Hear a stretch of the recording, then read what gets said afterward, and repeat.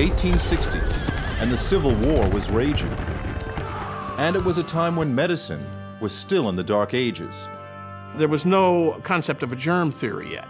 A hospital is a place you went to die. A young woman, Ellen White, had a vision, she claimed from God, for a new understanding of health and healing. It became one of the cornerstones for a new American-born religion, the Seventh-day Adventists. Today, Adventists operate some of the nation's leading hospitals. One of the key ways that we thought we would make history is to create the community hospital of the future.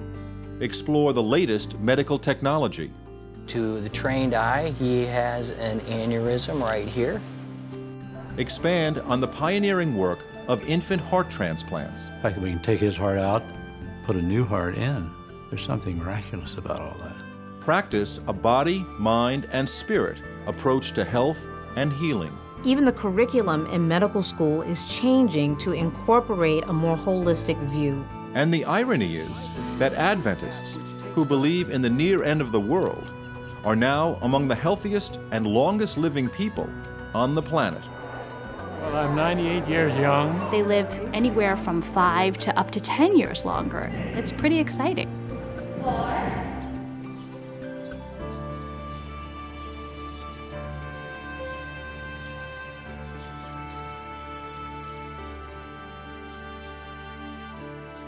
About 1 hour east of Los Angeles is Loma Linda, California. It's an enclave for the Seventh-day Adventist Church, with a world-class medical center and a university with a focus on health and medicine.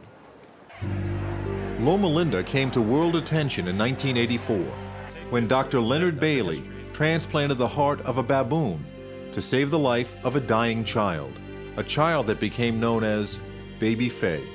At the time, the operation was highly controversial. Len faced some real opposition from our own campus. I mean, some people who weren't sure that we wanted to be this exposed, that we weren't sure this was the right way to go. And I credit for Len for keeping clear in the vision of where he was going.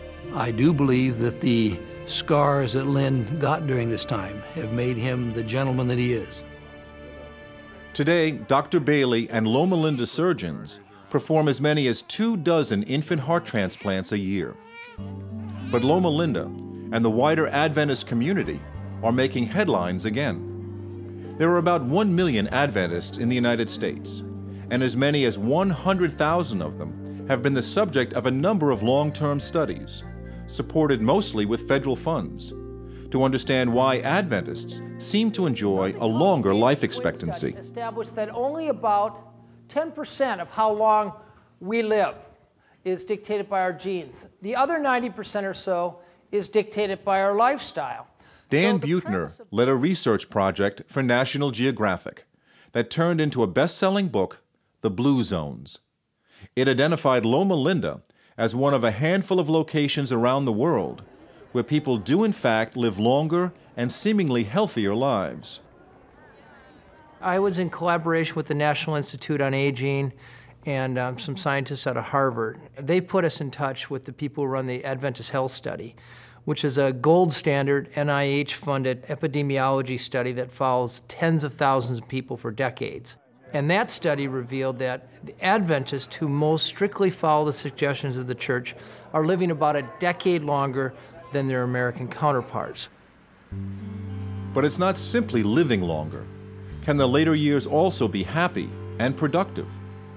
Ellsworth Wareham is as close to a poster child for Loma Linda and the Adventist lifestyle as there is. He insists on doing many of his own home projects, but it's his day job that continues to amaze. At age 95, Dr. Wareham can still be found most days in the operating room, not as a patient, but as a critical member of a team performing open-heart surgery. I was the primary surgeon until I was about 76. Then I started to assist. Some weeks I'll assist in 5 or 6 open-heart operations. The matter of assisting, of course, is quite simple after you've been a surgeon yourself, and it's the easiest thing I do. Ellsworth Wareham was an icon when I was a medical student here 35, 40 years ago, and still is. But it's not his technical expertise as much as his person. If you're doing heart surgery and vascular surgery, you get to see the results of your eating habits. It appears now, if you're going to be interested in longevity and good health, there better be a strong emphasis of plant-based food. People oftentimes ask me about stress and its influence on coronary artery disease. It's a nice concept that stress has caused me to have your coronary artery disease, but it most likely came off your plate. It is pretty accepted now in the medical community, with all of the body of scientific research that has been looking at Adventists, that they live longer than their peers. They live longer than the people who are living in neighboring towns, and even people living next door to them. The initial studies of Adventists were looking at specific things in their lifestyle. They found that because they're vegetarian, they eat more nuts. So originally we were saying in the early 1990s, hey, let's all eat walnuts, let's all eat almonds, which is a good first step, but with the Adventists, it's much more holistic. It's their whole vegetarian lifestyle, which includes a lot of fruits, vegetables, and whole grains. But it's also beyond that. They believe in a strong sense of community. Well, I'm 98 years young. I am blessed because I have a church family. Well, I think we're content. I think contentment means a lot. 6, 7, give me 4. Out. They believe in exercise. 4. Great. I come 5 days a week.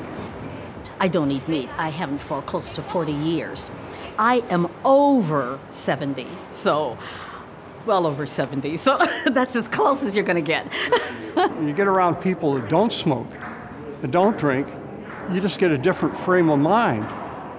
We have a number of people who come for proton treatments, and they come, while they're here, the 3 months or however, they come regularly, many of them. Proton treatments for people mostly suffering some form of cancer who come to Loma Linda.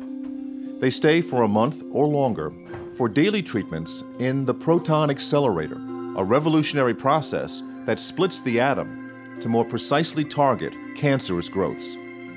It's one of the paradoxes within the culture of Seventh-day Adventists. For on one end of the campus is the church, for a religion founded by a 19th century woman, Ellen White, a religion that by its own description is rather conservative, with a traditional biblical understanding of creation, and a firm belief in Advent, meaning coming, and in this case, the imminent second coming of Christ.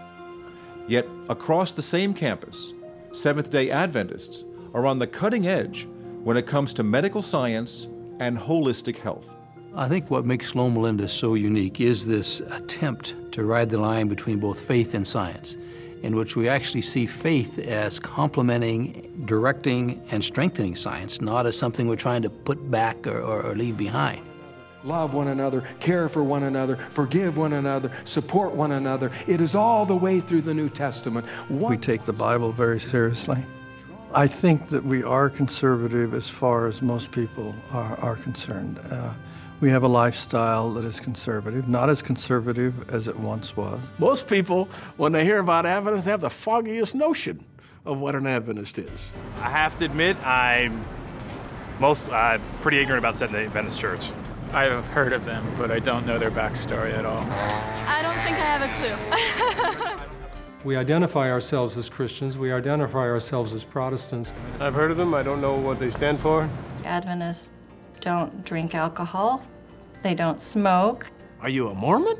Are you the people that come knock on the door with the watchtower? No, we're not Mormons. What do you believe? Well, we believe that Jesus is coming again. So I think they follow the Jewish tradition in saying that Saturday is the Sabbath. We've been described as a people, ironically, expecting the soon return of Christ, and yet who are known for doing all sorts of things to try to improve life here and build it up in a positive way. That sense of building in a positive way is even more ironic, considering Adventists grew out of an historic event more than a century and a half ago that came to be known as the Great Disappointment.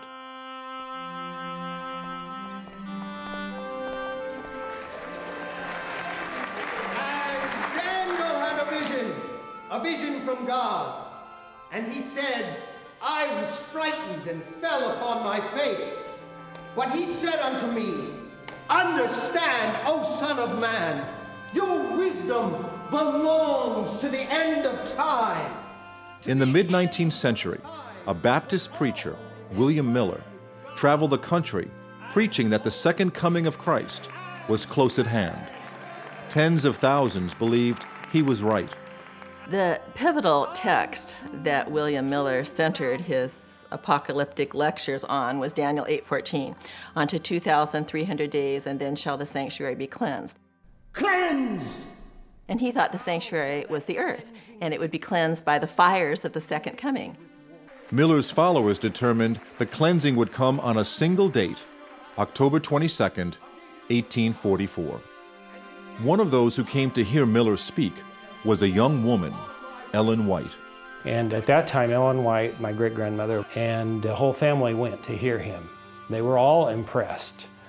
They were impressed by his sincerity, his knowledge of the Bible, his understanding of prophecy, and his ability to explain things clearly and succinctly. Described by the Holy Scriptures. Cleansing by fire. As October 22nd approached, true believers prepared to meet their God. Farmers abandoned their crops and livestock. Shop owners closed their businesses. Others simply threw away their money.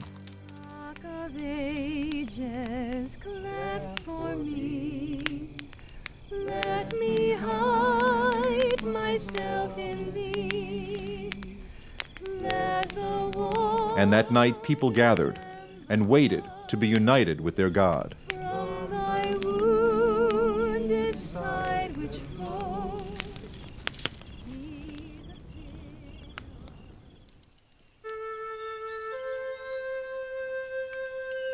But the next morning, Ellen White and the others awoke to a world unchanged.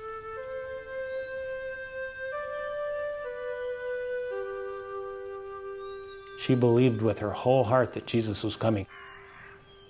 She writes in her own writings, I went home and I cried all night. I think the disappointment of those earnest believers knew no bounds. And of course, mobs gathered about their places of worship to mock them and intensify their misery. And that term, the Great Disappointment, is widespread among Adventists. It was a reality that still exists, I think, within the community. He did not come. And that, I think, undergirds the whole idea of the importance of the body.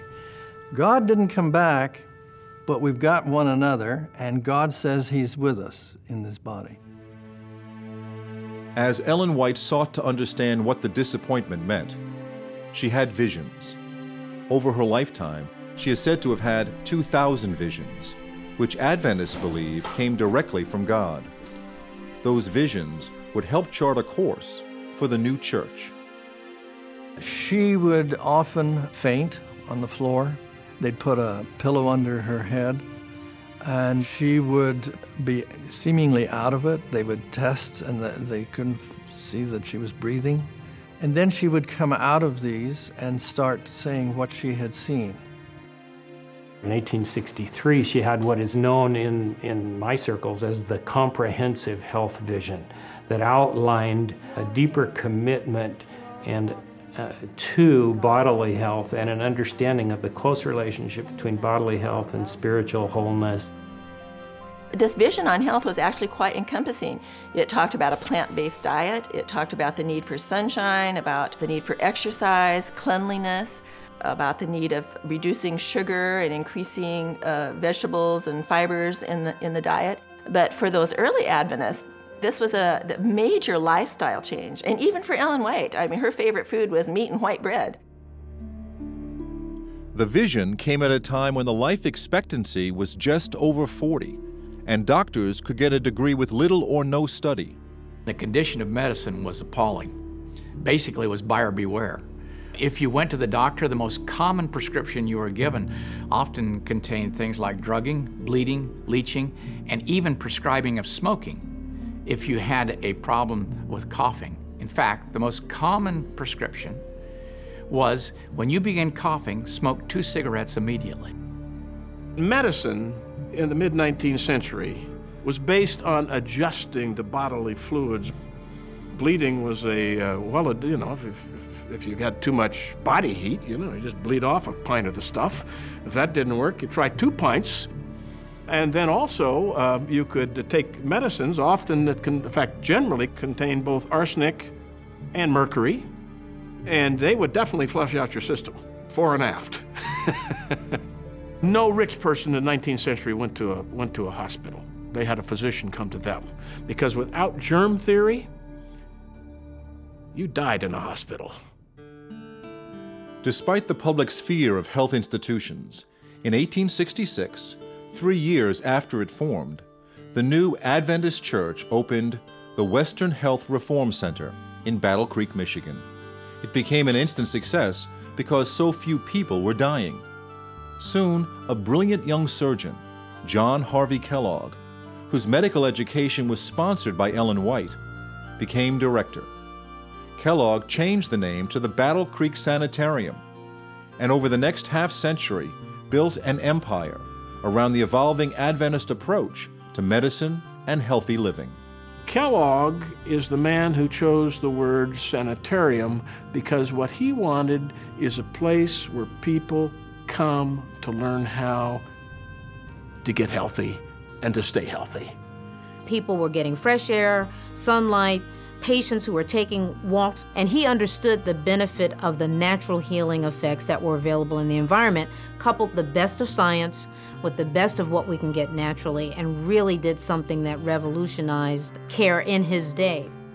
Through the years, Kellogg's reputation as an eccentric personality was only enhanced by his passion for new ways to harness nature for diet and health.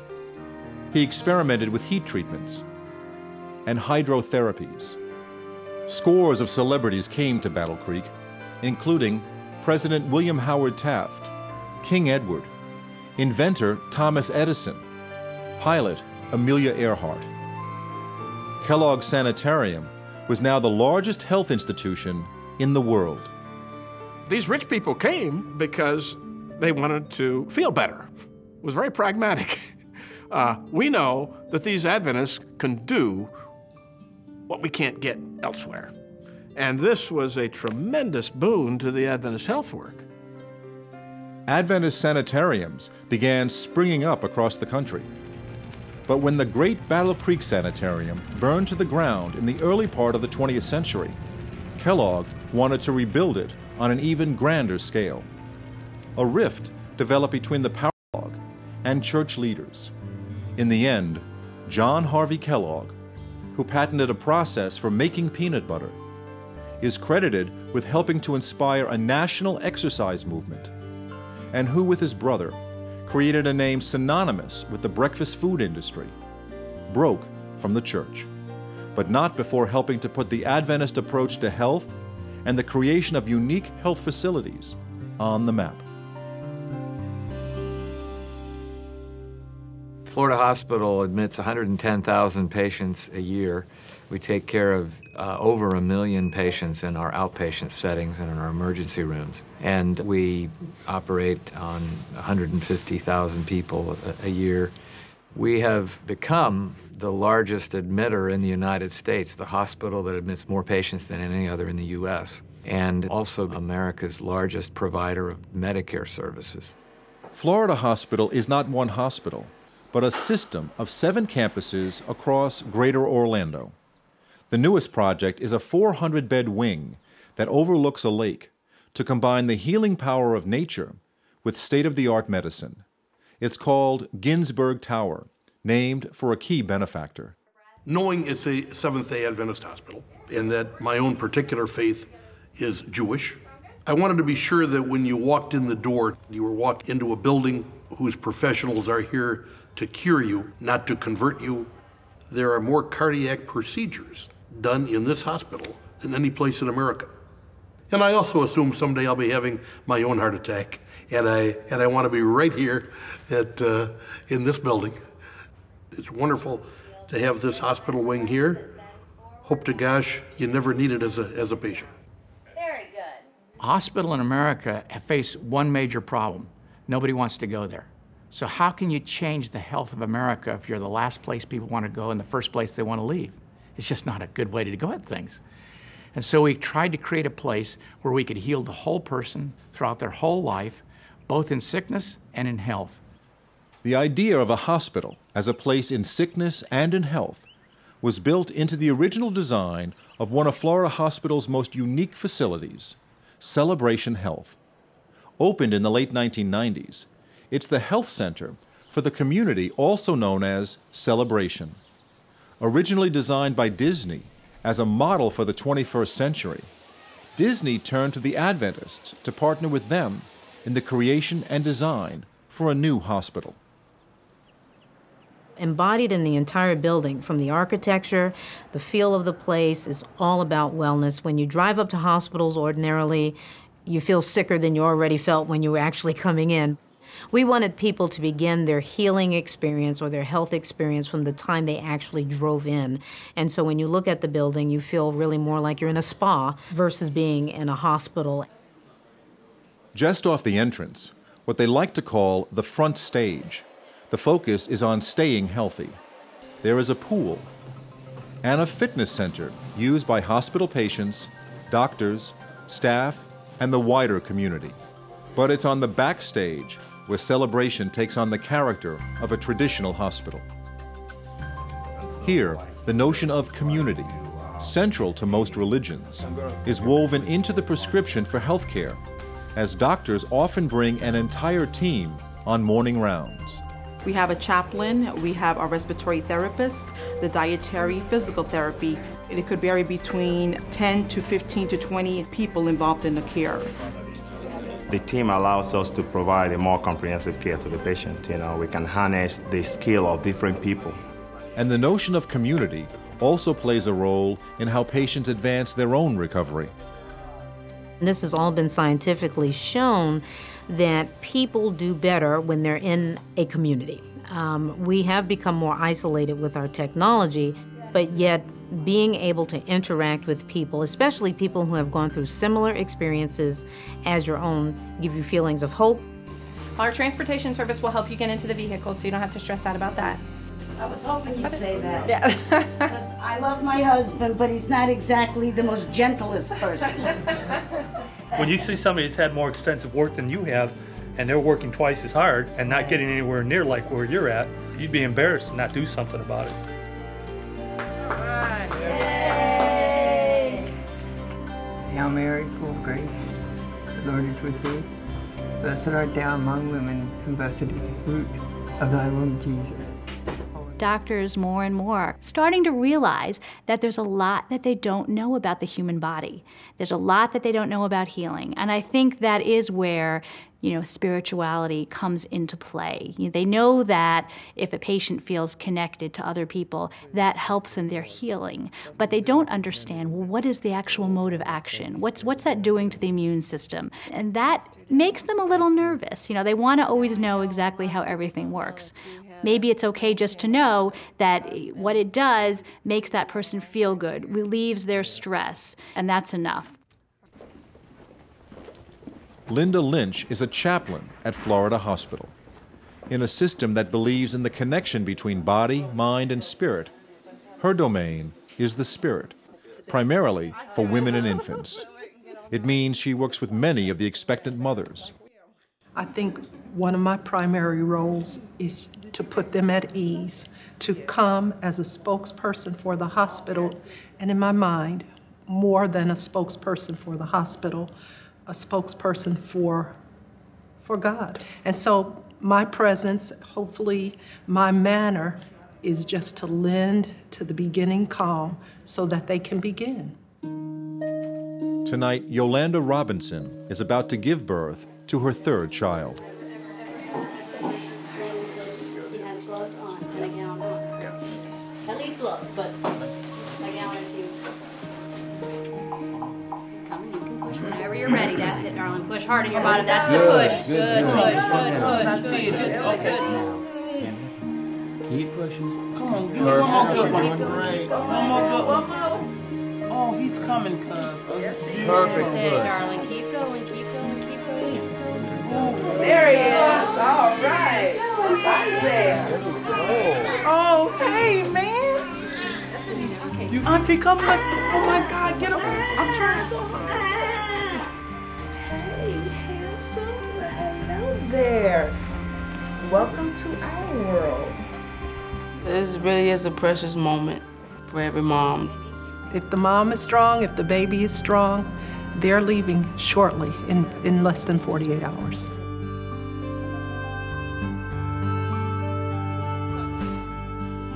But some births are more complicated.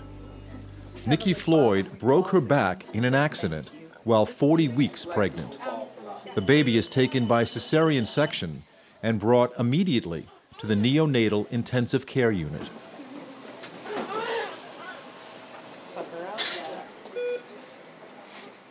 When any of us see suffering in a child, it calls forth from us questions about what it is to be human. It calls forth our helplessness, our vulnerability to see the tiniest, most fragile human beings still as works in progress. 1 pound, 2 pounds, 3 pounds. Very rarely do we have a baby in there that's regulation size that weighs 6 pounds or more. A little feisty Missy. Everything good. Everything is beautiful. She's doing really good. Oh, praise the Lord. What a miracle. To see her father that way, to see how touched he was, how profoundly moved he was, to see his daughter for the first time, because this face has never been revealed on the planet before. To be privy to the most intimate moments of individual lives, it's always an astounding place, a place of wonder, body, mind, and spirit. You gonna wake up for your close-up? You gonna wake up? Wake up. Wake up. But sometimes those intimate moments can be very painful. A generation after baby Faye, Dr. Leonard Bailey oversees an intensive care unit where infants are waiting for heart transplants. While the procedure is never routine, the problem now is not expertise, but available donor hearts. So in the intensive care unit are both success stories and stories where the outcome is still uncertain, as 1 in 4 will die waiting for a donor heart. 7 years ago, Dr. Bailey transplanted the heart of Gael. Because of that operation, he is alive and well today.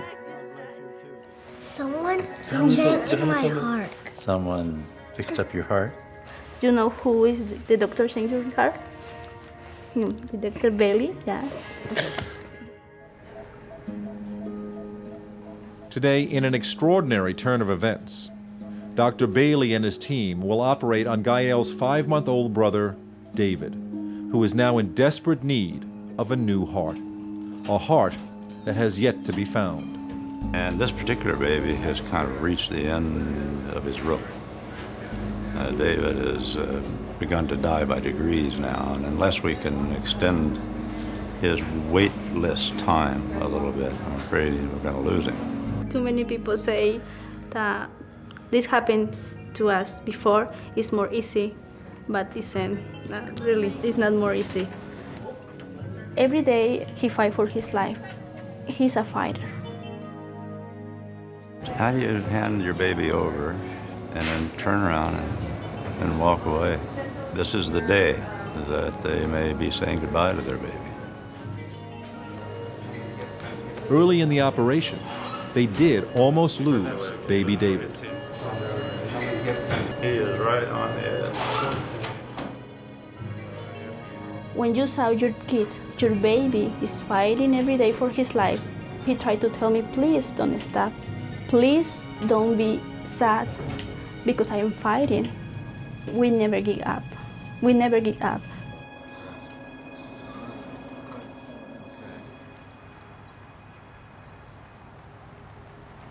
I'm probably in the best shape I've ever been in my entire life. I run probably between 30 and 40 miles a week. I bike, I stay fit, I go to the gym, I watch what I eat. So Brett Troya was surprised when his doctor called to give him his test results. He goes, 2 came back positive. He goes, you have prostate cancer. And the first words out of my mouth were, you're kidding me. Because I didn't expect it at 41. Cancer does not discriminate. It doesn't care who you are. It doesn't care how old you are. So Brett began researching the latest in prostate treatment and volunteered to be part of a high-profile procedure. Obviously, robotic in the United States these days, it's the way to go. 75% of all patients who have prostate cancer surgery have it done robotically. Dr. Vipul Patel from Florida Hospital's Celebration is one of the world's leading robotic surgeons. Today, the procedure he will perform on Brett Troya will be viewed by 500 physicians at a conference center in Orlando and by doctors in Italy and Korea. I'm outside the operating room. My console is now outside. The team is inside, the patient's there. We have all our doctors, all our nurses. I find it much more relaxing, much more efficient to actually be outside.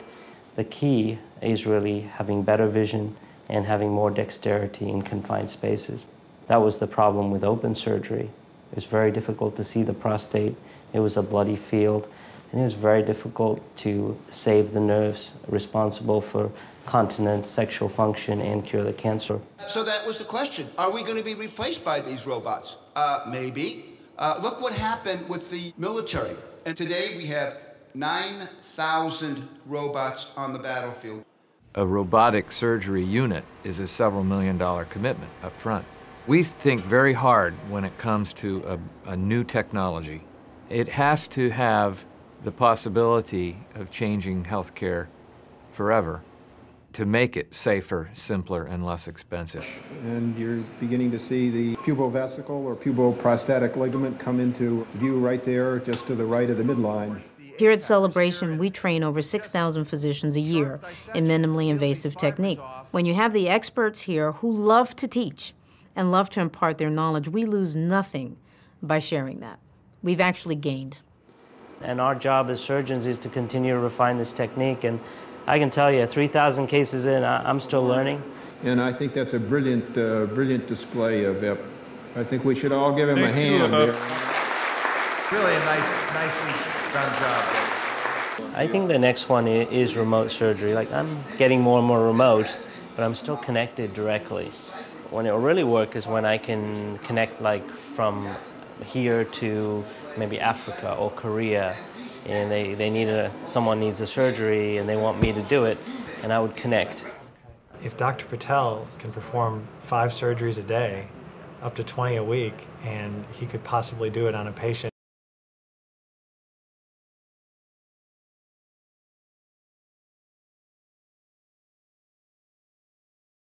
Morning. Good morning.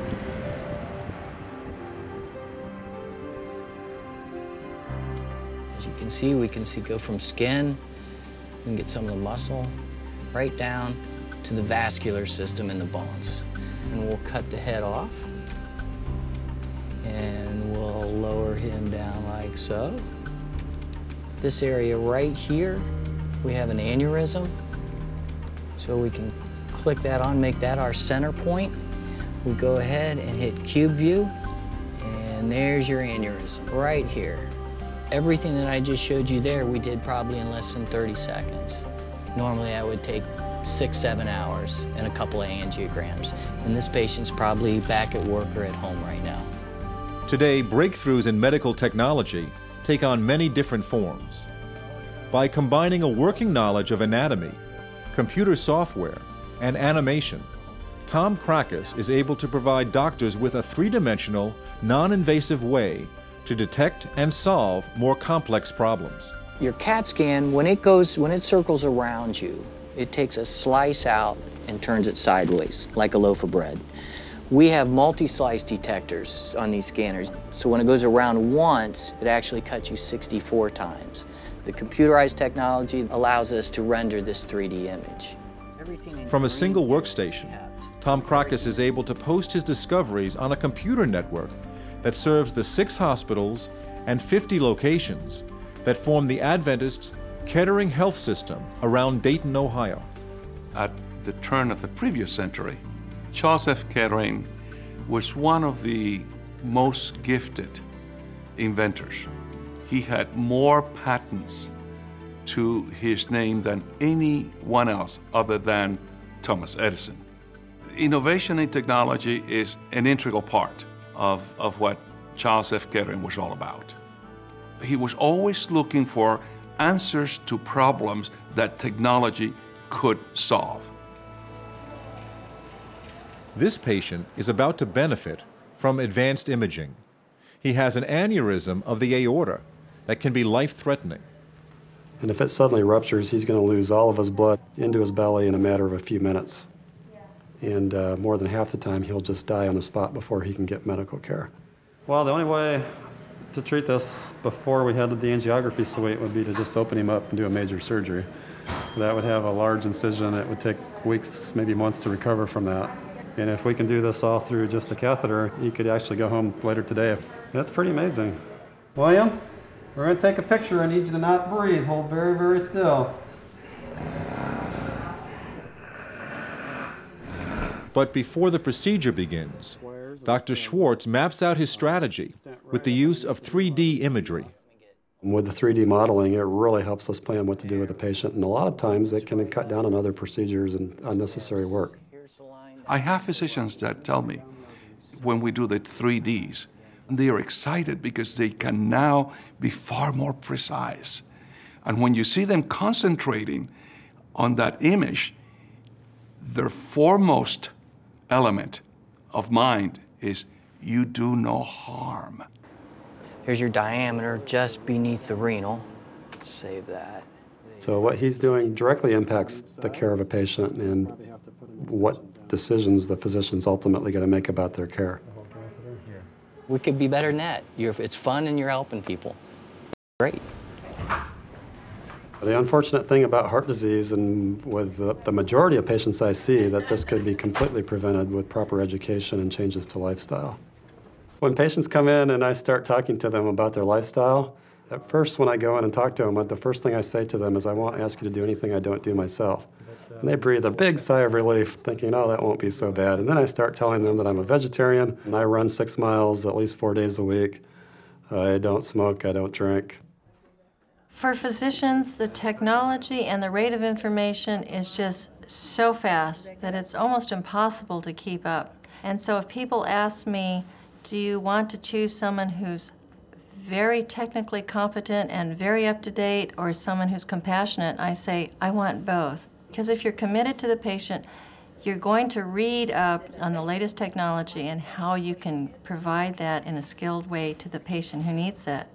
You know, when you're a doctor, you touch people when they're hurting, and you have an audience that really needs hope and healing and good news, someone to care, someone to help them feel better. Anytime you touch a patient's life, it's sacred. Life is sacred.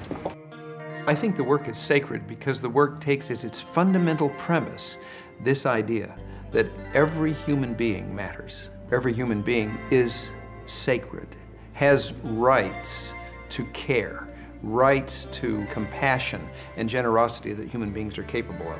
Why do those rights exist? They exist because we believe that God regards every human being as having sacred value. On the other side of the Kettering campus is the church, where people gather for Saturday Sabbath worship. By embracing the seventh-day experience of the Sabbath, we exhibit our solidarity with the original testament of Scripture and with the heritage of the Hebrew people. So what happened was Adventists became convinced that the right day for Christians to keep was not Sunday, the first day of the week, but the seventh day of the week. Sabbath would be an affirmation of creation. God rested at the end of creation and that enjoyed and took delight in what He made. That means the world is good, it's valuable, it ought to be affirmed and cared for. God's plan of 24 hours of sacred time is absolutely necessary for the human to fully thrive. It is the common knowledge that we share that every week we will put things aside, differences, and come together. There's something special about that rest where you say, okay, I am free today not to do laundry, free not to go to work, not to clean the house. This is a day that we worship and then we celebrate with our families.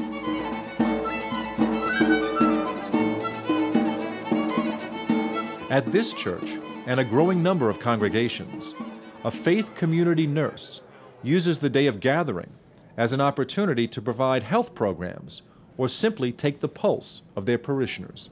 In the past, churches used to be the place of healing. That's where people would come for healing. Deaconesses in the early churches were the people that did healing and were concerned about people with health issues. And as the years went by, somehow the church kind of lost that focus on healing. So one of the things that faith community nurses do is try to have the churches reclaim that ministry of healing. Deep in our history is the whole concept that our bodies are the temple of the Holy Spirit, and they belong to God, and we ought to care for them. Plato famously said that the body is the prison house of the soul. And that notion that somehow the soul is an ideal and the body is somehow a case in which the soul resides, and that the relationship is kind of an unhappy relationship because the body pulls you down, that has affected the Christian tradition. We take the body to be essentially good. We may do bad things with it, but in its essence, it is good. It is a gift of God. It may be related to another aspect of Adventist belief, and that is the fact that human beings are essentially physical. That is to say, there is no part of us, like a soul or a spirit, that lives independently from the body. So we are physical beings from beginning to end, and the future beyond death is a resurrection of the body. It's not an immortal soul that keeps on living. So once you've emphasized the body to that degree, then you begin to realize that taking care of the body is an extremely important thing to do. You had a birthday this month, didn't you? Yes. How old are you now? 91. 91. Okay. Are you on any blood pressure medication? No. No. Okay. You have to get older for that. Millie Mills is 92, and besides walking at least 3 miles a day, she has one more secret to a long life. I don't eat anything that has a mother. I think the Adventists are different when it comes to community in that this notion of a Saturday Sabbath sets them apart a little bit from everybody else. And because they're set apart, they tend to hang out more together. They tend to hang out with people with the same schedule and the same ideas. So this idea of eating a plant-based diet is reinforced. Ellen White also talked about that the diet that God gave Adam and Eve in Eden was the best. You didn't kill animals because there was no death, so you ate fruit, grains, nuts, and vegetables. Not much more than 4 decades ago, about 25% of Americans were overweight or obese.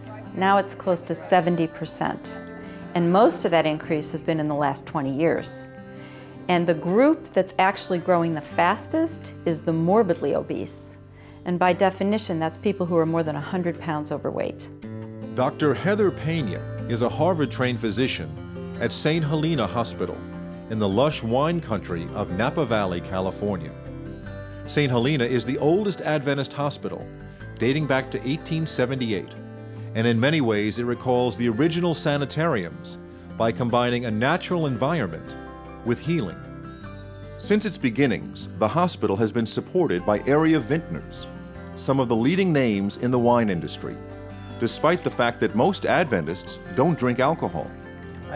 St. Helena is a traditional hospital with a leading cardiac unit, but there is a strong focus on the workings of the mind and its role in a person's overall health. Yeah, I actually saw Billy Moore last night. There is a 29-bed psychiatric unit and a center for health that offers residential programs to help people overcome weight problems, and a program to stop smoking that began in 1969 as one of the first of its kind in the nation. I probably started when I was about 12 years old, and now I'm 52, and it's, I've had some medical issues where the light bulb has gone off and it's time to quit. What's the most important risk factor that you can change and improve a person's chances of being healthier and living longer? It is to stop smoking. It is the #1 cause of avoidable death in this country. I usually show as a heavy smoker. Still. Yeah, still. The brain is interesting in that it repeats behaviors for which it gets a reward. So in my experience, people only are willing to change a behavior that gives them a reward when either life becomes so painful for them that they can't go on, or they know that they're risking heart attack, stroke, you name it. It says that you've tried quitting 10 or more times. I've tried a lot of times, yes. 24 hours is, kind of tough. It's brutal. I cannot now, at this point, make it a day. So what happens I can't make it a day. when you stop smoking? How soon do you start feeling uncomfortable? Immediately. It's very odd. Like There's that within- mind thing right away when I make that decision. More and more we're finding related to addictive types of behavior. There's a brain chemistry aspect to all of these that we're just now beginning to understand and to address. It's a myth that nicotine is harmful. Nicotine is what keeps people using tobacco because it's more addictive than any other substance known to mankind. But nicotine by itself has not been shown to cause medical diseases. It's all the other chemicals that lead to the cancer, emphysema, coronary artery disease, and strokes. Good. Doing well. Your heart rate just reached the first target. Okay. So we achieved that. And your electrocardiogram looks great, so you're doing very well. Dr. Pena directs a weight control program called Transformation. Over 11 days of regular monitoring, lectures on diet and healthy eating, and exercise. People begin to make the changes in their lives that for many have become necessary. There are 5 things that if people do these 5 things, you can cut the risk of cancer by 70%. Cancer. And those 5 things are to exercise regularly, maintain your ideal weight, eat more fruits and vegetables, eat less red meat, and to not smoke. Now, what percentage of Americans do all 5? 3%. We need to focus much more on helping people accomplish those 5 goals. Will make huge impact on the health in the United States. I gained 50 pounds and had high cholesterol, high blood pressure, pre-diabetic, and I just wanted to get cleaned up. Literally gotten yourself. We've analyzed now almost 400 people, and what we find is that the blood sugars drop about 12%, the blood cholesterol drops 15%, the triglycerides drop almost 30%. If you take the combination of how we've helped folks with many addictions, such as drugs, alcohol, smoking, even weight loss challenges, there's over 20,000 people that have come through our programs here. When we think about helping people with addictions, it's all about giving them courage. I feel good. Like I knew that I would now. So good. So good. So right. So right. I got you. Boom, boom, boom, boom. Oh, I feel good. You better eat something like that. Here at St. Helena Hospital, we have an inpatient psychiatric unit, 21 beds. We also have 39 beds dedicated to our St. Helena Recovery Center for the treatment of alcohol problems and drug addictions. The general statistics that come out of the United States Health and Human Services Agency, as well as the National Institute for Mental Health, state that about 1 in 4 adults in the United States has a defined mental issue, mental disorder, whether it's mild depression to anxiety all the way up to what we see in our hospital, major depression, bipolar disorder, schizophrenia. Mental health, I would classify it as a chronic disease with acute episodes, very similar to diabetes. The mentally ill individual is coming into us with severe symptoms that we then manage on the inpatient unit, and then the expectation is that they'll work with their medications, that they'll go into therapy, they'll get additional supportive treatment in their communities to manage this chronic disease. There's still some feelings that there's a volitional aspect, there's a self-control aspect to mental illness. If the person would only pick themselves up by their bootstraps, and that's not it at all. These are really chemical reactions in the brain as an organ that are creating behaviors that folks have a hard time controlling on the outside. This is really a disease. Our goal is to get the person out of the hospital and back into a more normalized life. Treatment works.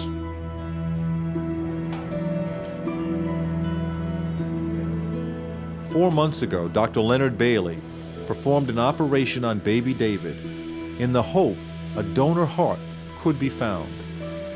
Finally, the call came. It's a big day for David. Doesn't get any bigger. The infant donors come from either sudden infant death, or a lot of them do come from abuse, I'm sorry to say, in this country. And others come from innocent trauma. Every moment we're doing it, it's participating in a miracle in one way or another. Just the fact we can stop his heart and it'll start again. There's something miraculous about all that. Are you ready? Yes. Final here. The fact that we can take his heart out, put it in a bottle, and put a new heart in is yet another miracle.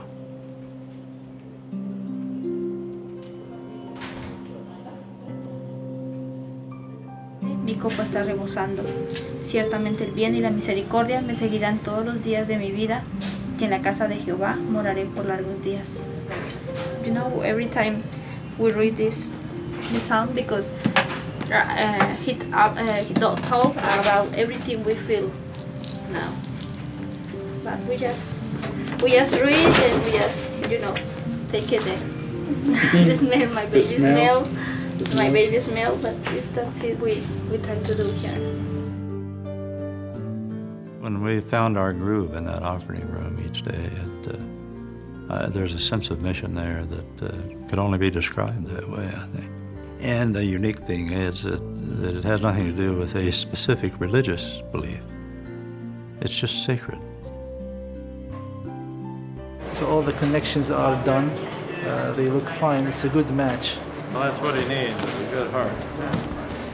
But we would expect David to do extremely well when this is all said and done. I know David's own parents are very, very grateful for this opportunity. We all need to have that faith in our lives, it seems to me, to be complete. But you have to take it somewhere. The nice thing about healthcare is it translates into people's lives. Thank you for your help. Good job. We feel so happy. We feel it's new chance, new opportunity, new life for everyone.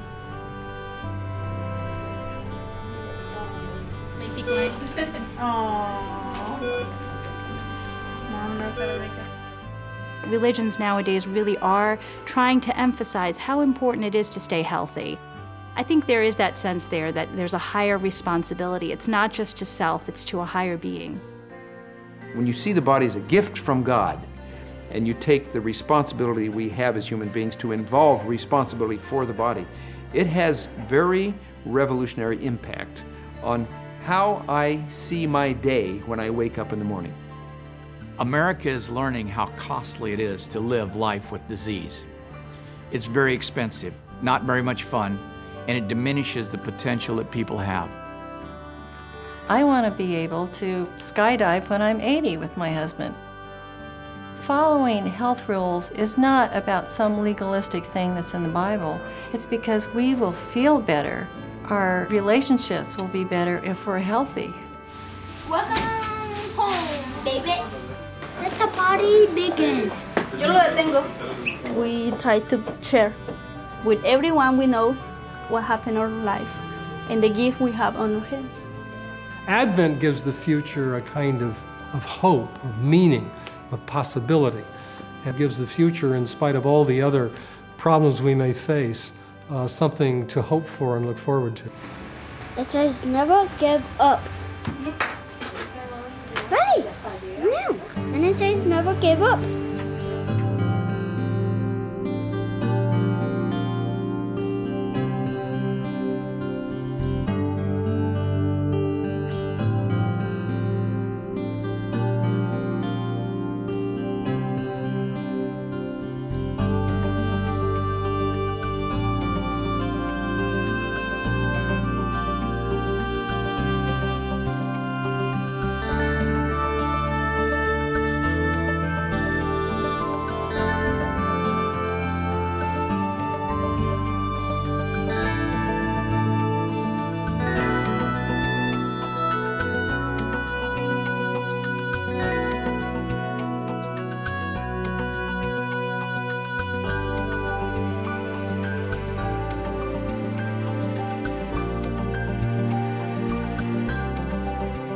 For more information, visit theadventiststhefilm.com. This program was made possible by a grant from South Central Nursing Homes, VersaCare, with an emphasis on health, dignity, and the search for knowledge, and the following.